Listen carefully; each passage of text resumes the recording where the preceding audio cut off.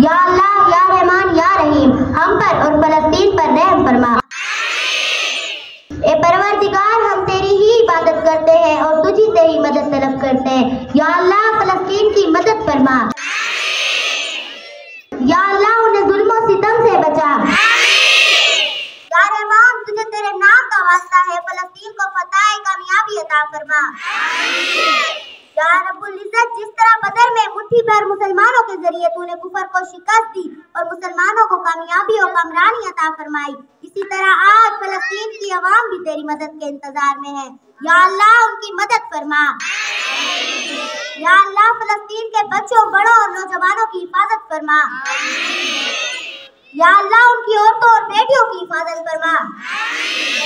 या अल्लाह, ये मासूम बच्चे हाथ उठाए खड़े हैं, ये बेगुनाह हाथ और ये मासूम चेहरे, या अल्लाह तुझसे फलस्तीन की दुआ करते हैं। या अल्लाह, इनकी दुआ कबूल फरमा।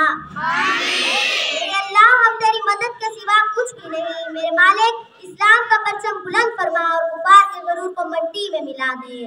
आमीन।